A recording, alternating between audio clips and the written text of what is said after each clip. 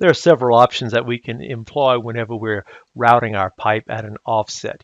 If you notice here, I have a line drawn on the screen just so we can see how an offset is going to affect the routing of the pipe. So first I'll just go ahead and remember you have to establish where you're going to offset from, whether it be center of pipe, top of pipe, or bottom of pipe. I'll go ahead and start a pipe routing command, and I'll use a nearest snap just to get me on the line. And as I pull through here, you can see that the pipe is being routed through the center. Okay, I'll go ahead and take that one away. And I'll switch this to top of pipe. And when I route the pipe, I'll do the same thing, grab it with a nearest snap. And you'll see that it's following along the top.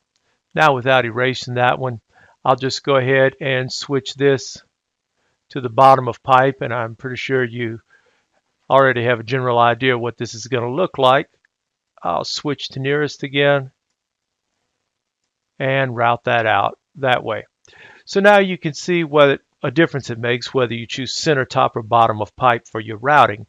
Now you may say that's fine, but what if I'm not touching the line that I've drawn as a guide? Not a problem. We can go ahead and we can set this with an elevation offset as well. Remember, you can always establish the height that you're going to be routing your pipe at, but what we can also do here is in the elevation and routing, we can use this drop down right here, and we can, well, we do have other choices right there that we can do: top left, top right, center left, so on, and center right, so on and so forth.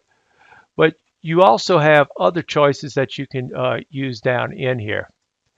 So what I'm going to do is I'm going to use this drop down right here so we can use our horizontal and our vertical offset. So if I wanted to say that I needed to go 2 feet horizontally off of this line, well, then I can route pipe. I'll go ahead and snap to a endpoint this time. And now you'll see, even though I'm following down the line,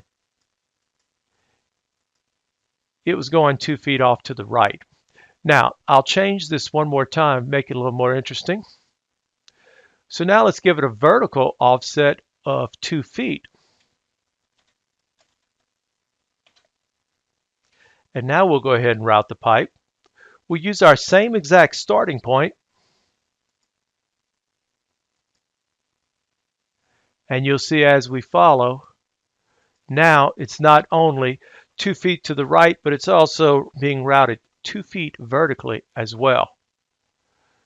So this is a good way to be able to stack pipe in a rack, or for any other, especially with structures, it's a very useful tool to be able to offset your pipe.